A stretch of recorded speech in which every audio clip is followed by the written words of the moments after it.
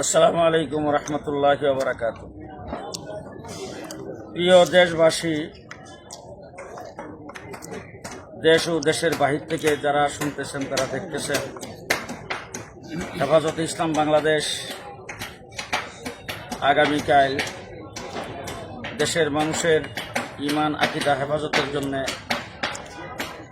একটি মহাসমাবেশ আহ্বান করেছে। সারা বাংলাদেশ থেকে আলেম উলামায়ে কেরাম সহ ধর্মপ্রাণ মুসলমান এই সমাবেশের দিকে আসার জন্যে প্রস্তুতি গ্রহণ করেছেন। ইতিমধ্যে অনেকে ঢাকা পৌঁছেছেন, অনেকে বা রাস্তায় আছেন।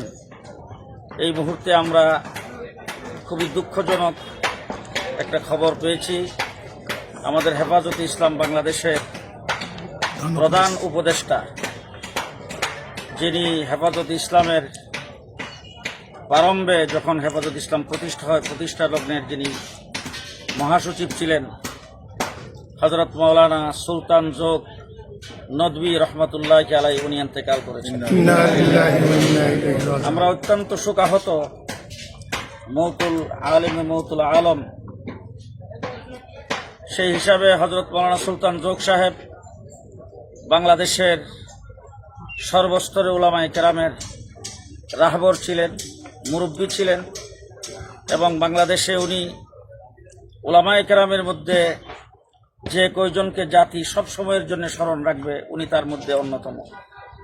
আরবি সাহিত্যে ওনার অনেক অবদান, বিশেষ করে আরব বিশ্বে হযরত মাওলানা সুলতান যোগ সাহেবকে খুবই সম্মান দিতেন, ইজ্জত দিতেন, এবং আরবি ভাষাভাষীদের মধ্যে উনি খুবই একজন জনপ্রিয় ব্যক্তি ছিলেন।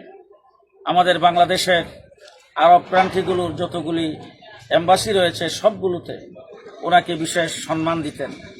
উনি রাবেতা আল আলম আল ইসলামের সদস্য ছিলেন। আন্তর্জাতিক অনেক সংস্থার সাথে উনি জড়িত ছিলেন। উনি বহুমুখী ইসলামের খেদমত করেছেন।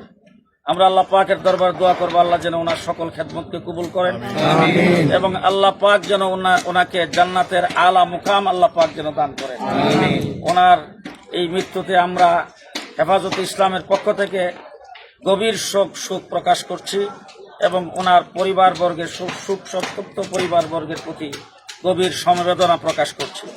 আমরা সকলেই দোয়া করব ওনার জন্যে, ওনার মাগফিরাতের জন্যে, জান্নাতের আলা মুকাম যেন আল্লাহ পাক ওনাকে দান করেন। আগামীকাল আমাদের সমাবেশেও ওনার জন্য দোয়া হবে। আমরা সকলেই যে যেখানে আছি দোয়া করি। আসসালামু আলাইকুম রহমতুল্লাহ।